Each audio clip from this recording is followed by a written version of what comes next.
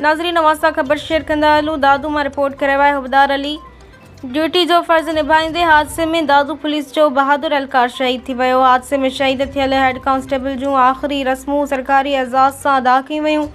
SSP दादू ऐं ॿियनि police ऑफिसरनि शिरकत कई।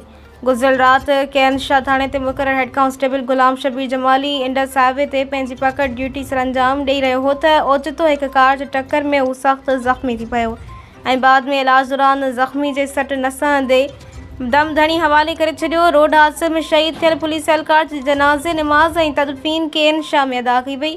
जनाज़े नमाज़ में एसएसपी दादू, कैप्टन रिटायर्ड अमीर Saud Maksi, DSP केनशाह Abdul Haq Qureshi, SHO केनशाह Kamruddin तुन्यो, 15 in charge फ़कीर मोहम्मद बरमाणी, हेड मुहर्रर police line Ashraf Ali power समेत पुलिस जे ॿियनि ऑफिसरनि एहलकारनि ऐं शहीद जे मिटनि माइटनि वॾे अंग में शिरकत कई। एसएसपी दादू ऐं ॿियनि पुलिस ऑफिसरनि जी मौजूदगी में पुलिस जे ख़ुसूसी दस्ते तरफ़ां शहीद खे सलामी पेश करे ख़राज तहसीन पेश कयो वियो। एसएसपी दादू ऐं ॿियनि पुलिस ऑफिसरनि शहीद जे पोयरनि सां ताज़ियत कई ऐं शहीद जे दर्जात ते बुलंदी ऐं असाले सवाब लाइ दुआ कई।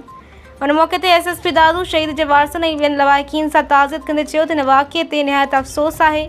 शहीद गुलाम शबीर जमाली हिकु फ़र्ज़ शनास पुलिस एहलकार हो जंहिंजी क़ुर्बानी खे क़दर जी निगाह सां ॾिसूं था। दादू पुलिस संदसि वारसनि सां ग़म में बराबरि जी शरीक आहे ऐं संदसि ख़िदमत में हर वक़्तु हाज़िर आहे।